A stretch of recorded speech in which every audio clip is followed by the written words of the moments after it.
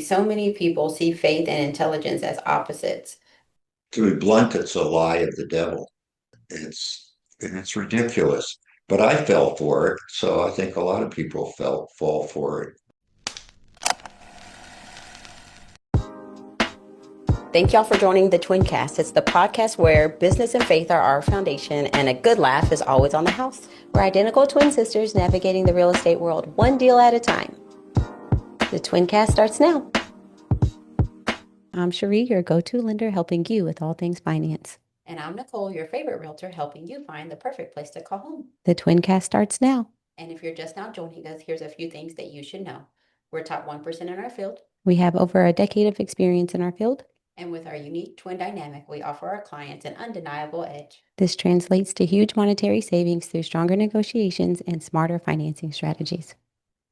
Hey, well, we are excited to have Douglas Ell on our podcast today. He is a speaker, an attorney, and best-selling author. So, Douglas, we are happy to have you on our Twincast today. Well, thank you, ladies. I'm delighted to be here. Thank you for having me so much.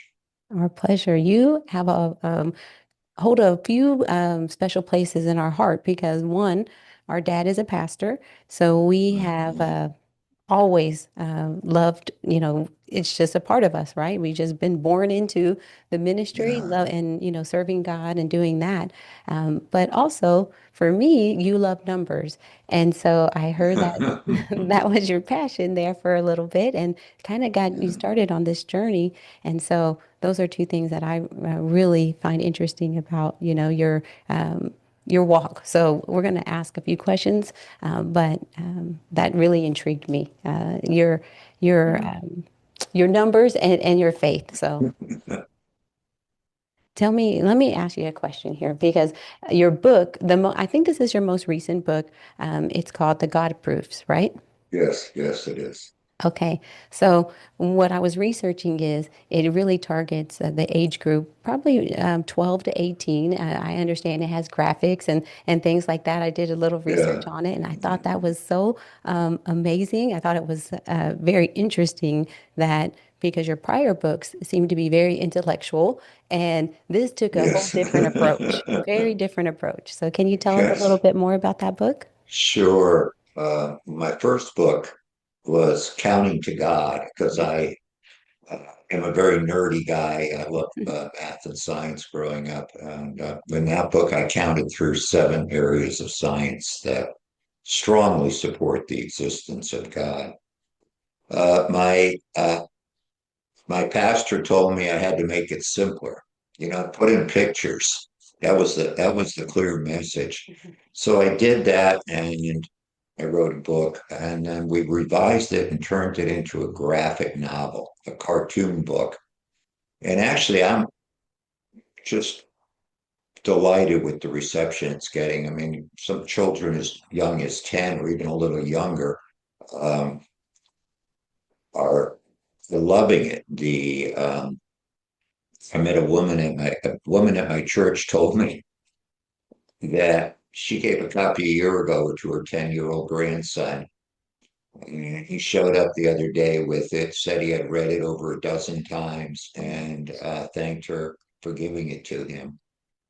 I try to find the evidence for God to be overwhelming. Uh, I don't find that any of the atheist explanations for why anything exists, why the universe is fine-tuned, how life got started, or how human beings arose. To me, none of them make any scientific or mathematical sense. And I tried to convey in as simple way as I could just the wonder of life in our universe. You did an amazing job. I mean, I've listened to a few different pieces from different people about the book, and so from my understanding, that you break down three different um, Yeah, proofs, right? So we talk about numbers, common sense, and logic, which I yeah. thought was interesting. But I love the fact that you have the characters in there, reason and doubt, and Yes, yes. me and Nicole do everything together, and sometimes she's reason and I'm doubt, and either way, I thought that was very interesting that you put those characters in there, and I'm sure many people, and in fact, we do, or I have, I'm trying to think, Sunday school. So I do Sunday school. Sorry, I had a brain fart there for a second. So, anyways, we do Sunday school, and I think this would be an amazing book to add to our curriculum. There, we can have them read it, and I just think it would be a great addition. Yeah, well, thank you. I think we all have a lot of reason and doubt with this. For me, it's sort of a discussion between my present self with what I know today and my snotty atheist teenage self who, you know, uh, really didn't understand things. And I think having a dialogue breaks it up. Mhm. It's published by the Discovery Institute out in Seattle, and the animation in it is wonderful. I don't know if you noticed, but I have a website called thegodproofs.com, and on that there are 5 short videos of different sections of the book that anybody can access. I did. I did see the five. I did see those videos, and I thought these are amazing because they reference the smartphone, all the places or things that people would what's that? All the arguments you put right there is for them to debunk them, basically. So I thought it was amazing, perfect. I have a question here in regards to it. Why do you think so many people see faith and intelligence as opposites? I mean, I know Yeah. Sheree, a very, you all seem to both like numbers. Myself, I've never been a numbers person, but intelligence and numbers are very hand in hand. But why do you think people consider those opposites and they that faith don't go coincide with that? It's to be blunt, it's a lie of the devil. It's it's ridiculous. But I fell for it, so I think a lot of people fall for it. When I was in high school, I read in a textbook that life started in a dirty pond,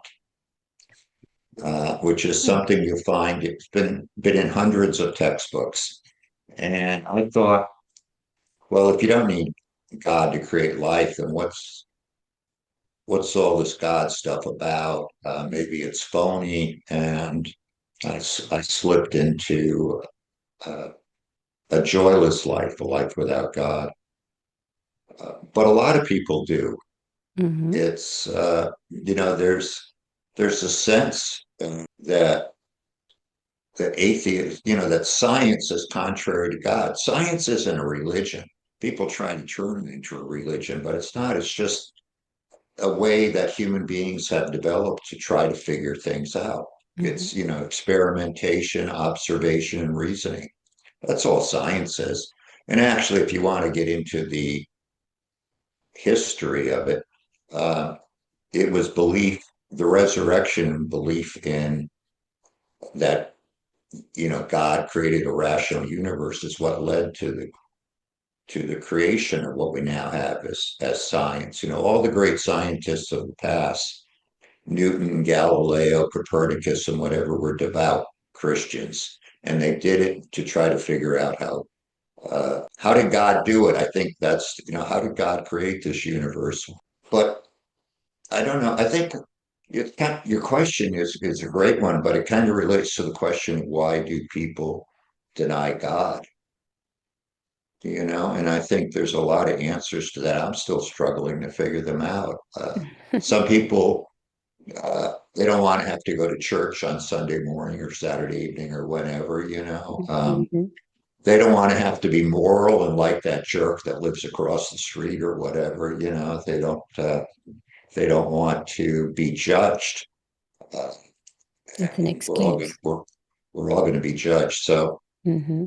there's a lot of denial, and I think it gets wrapped into this false message that intelligence and belief are in conflict. I see it as exactly the opposite. So you would say, in regards, I don't think that we talked about this specifically, but at some point in your life, you were an atheist and you are now Yeah, a believer. So is that a true statement? that's absolutely true. Okay, and those numbers supported, as far as you in that era of your life as being an atheist, did you have all the numbers and all the things to support? Okay, well, I'm an atheist, and there's no reason to believe in God. No, I didn't. I didn't. I uh, I didn't check it out.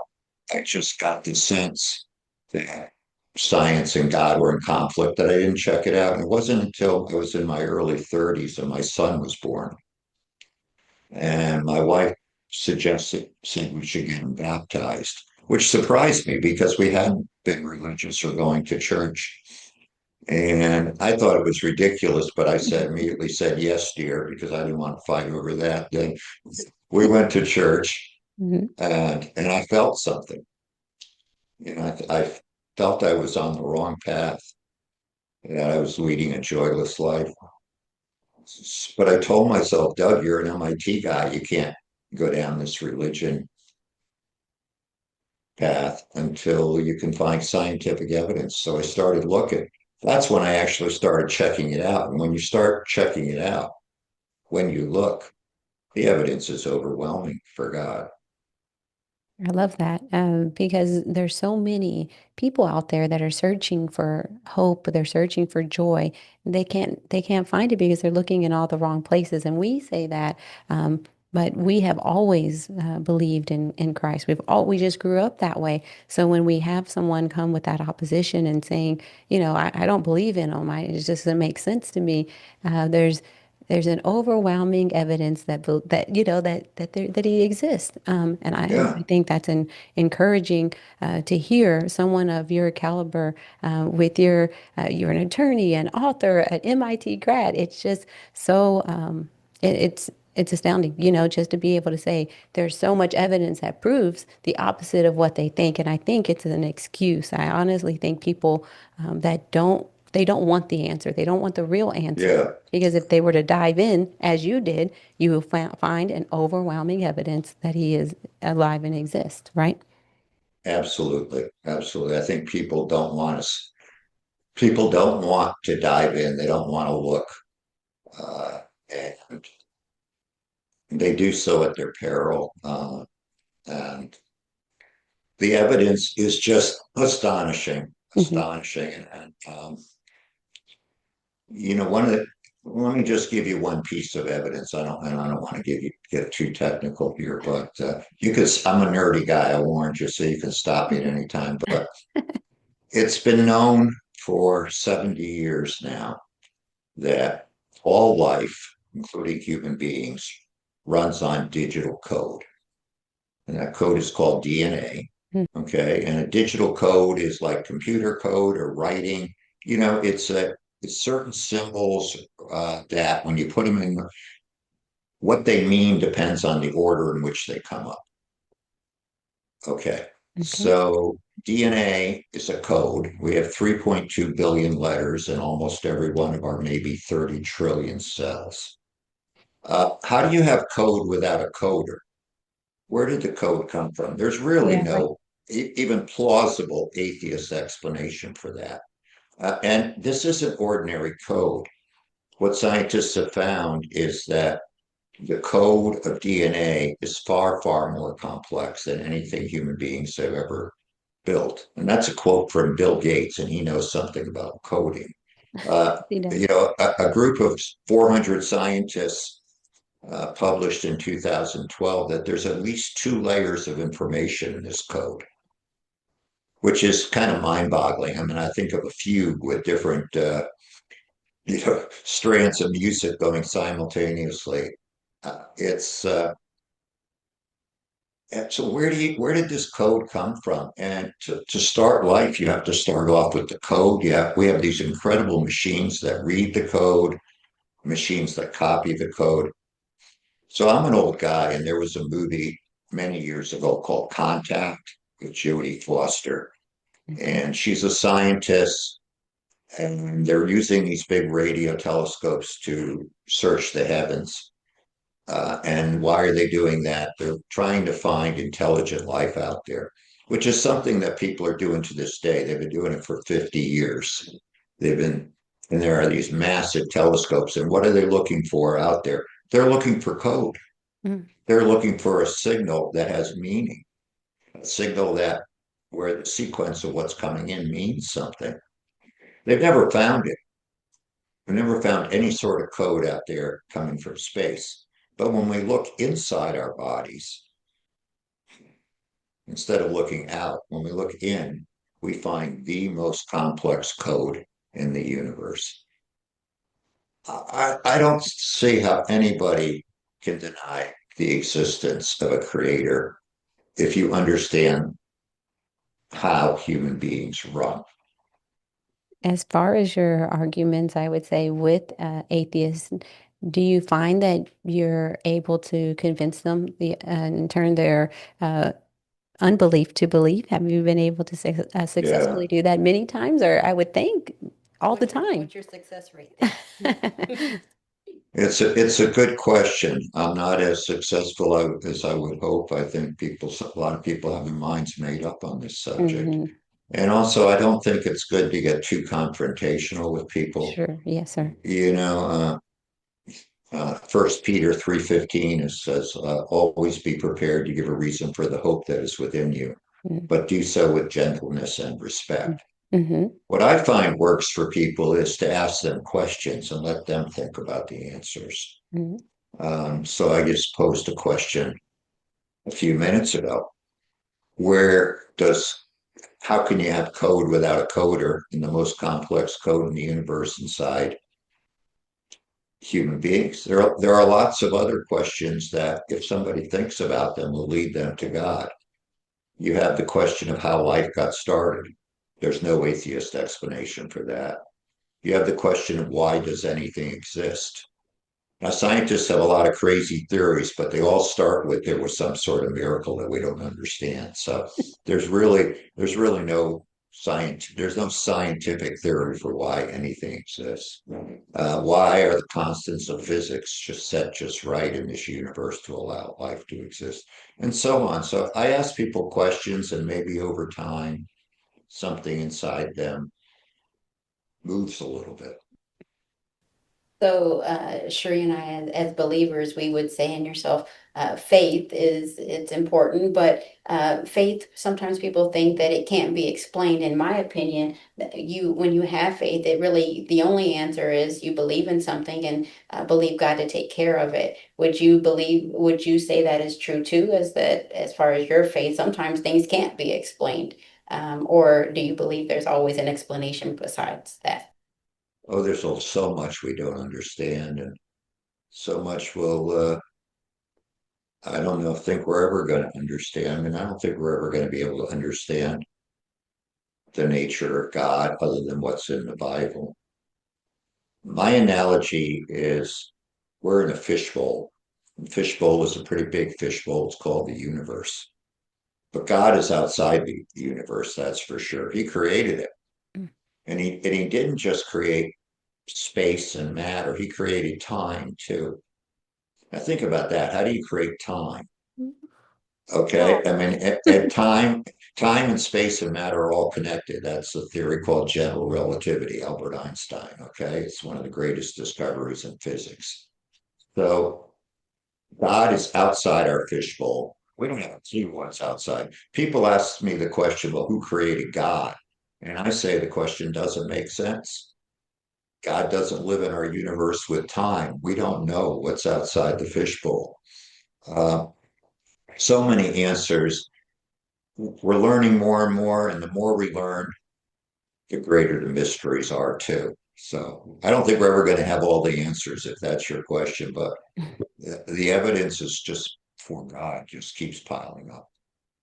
That, Well, we're one thing for me. I always say that faith gives you a reason to hope, and believing in God has uh, put hope in me. It gives me a reason to not only know that sometimes we do have bad days, but it gives me the faith and hope to know that tomorrow Yeah. will be better, and can be, that God will provide where I can, and He'll make up in areas that I can. So whether or not if this all comes out to be, there is no God. I've lived a better life knowing that I've had Yes. hope in something, and that's been God. So that's my take on it, that I have had a reason to believe and give me a reason to fight the next day.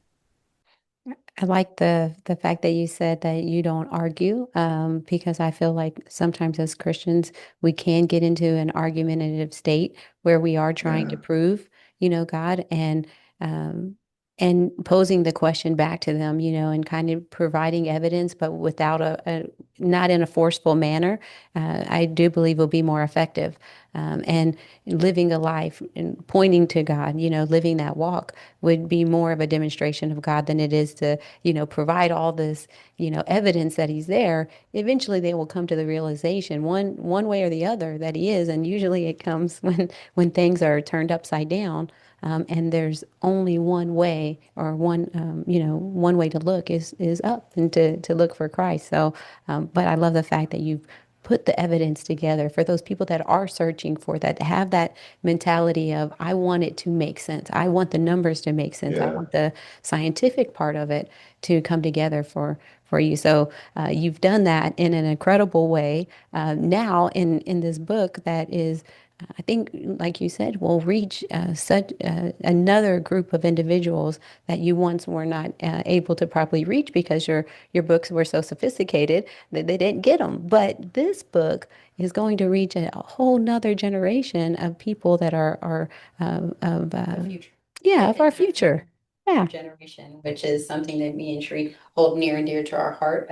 We are really trying to educate the younger generation and help them get on a better path, a career, just making better decisions. But I think a good decision is picking God in a most way that, importantly. yeah, that's a paramount decision to make. So. yeah. I think of the book, The God Proofs, as a flanking maneuver in a military sense, because we are spiritual warfare is real, I view, and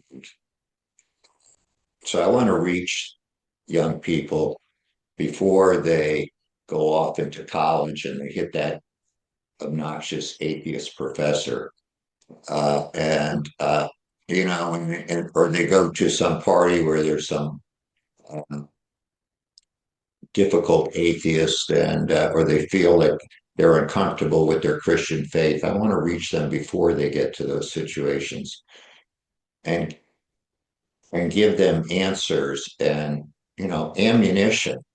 I think a lot of parents send their children out, good Christians Hmm. send their children out into the world armed with rubber bullets when it comes to faith.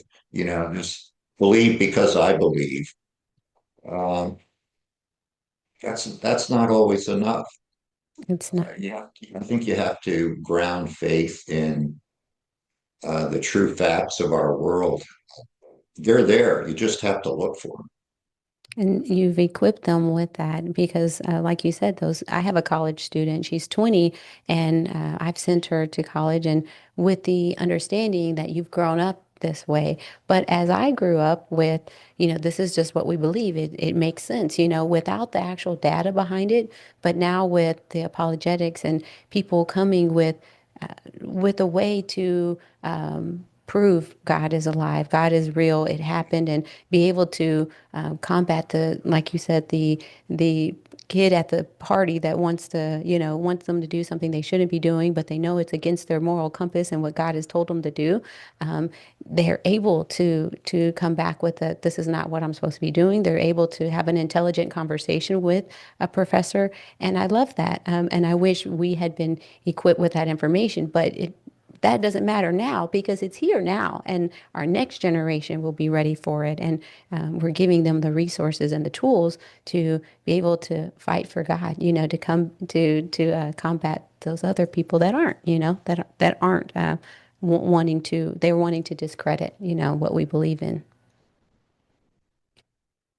Thinking when we grew up, it just wasn't as common to have unbelievers. We were in a group of people that were believers, and we just didn't have anyone really fighting the fight of not being a believer. So that wasn't as relevant as it is now, where there are so many people that are saying and asking so many different questions that we wouldn't be prepared to answer probably at this time, besides to say we believe because we believe, period. And we are firm on that. But yes, like Sheree was saying, your book does give a good roadmap and reasoning behind how you believe with numbers and statistics to show that. So that's good to know and good to have in our back pocket. Maybe we can implement it in our Sunday school classes. And my daughter's 13, so she goes to a private school that they do a lot of reading, and it's very important. And which I have found reading is a great thing to do. So this is a book that we can read together. And even my 7-year-old, she lays in the bed and she's recently seen me read and journal and things like that. So I'm excited to know that there's something that we can put in and it can incorporate my 7-year-old and my 13-year-old and even me. So this is good news. We got to thank you for that. Yeah, we thank you. You're so welcome. I mean, I think down in the South there in Texas, it's more common to go to church, but in a lot of places up north, it's becoming fairly rare, unfortunately. You know, our society has gotten very secular, in the last few decades. People need to be armed with these facts. I do think we're on the point of turning that around. I do think that this kind of evidence, which, and it's not just me, you know, I mean, there's hundreds of scientists and so forth, people out there. I just look for a way to spread the good news here. But I think, you know, parents of faith, they need to make sure their kids know these facts and have them. And I think it can really make a difference. We will add this to our arsenal, so we can fight the good fight with you as we have been, but we have facts now to support our belief system. And so, again, we want to thank you for being on our show. We usually end with one question to ask. So I'll ask you this question. If the rooms could talk in your home, what would they say? They would say that I love nature because about 8 years ago, my wife and I built that house on a point overlooking the intercoastal here in Florida. And you look out our windows, you see beautiful trees and birds and the water. It's kind of the high point of the home, frankly. So uh, it's a beautiful world. I think that's what the rooms would say to you. Okay, well, I like that answer. Um, you live in Florida, so that's a place near and dear to our heart. So we can imagine that you're seeing beautiful water and the trees. I mean, it doesn't get better than that. So again, we thank you for being on our show, and If you love today's episode, like, subscribe, or share. until next time, keep dreaming big, planning smart, and remember, with the right team, you hold the keys.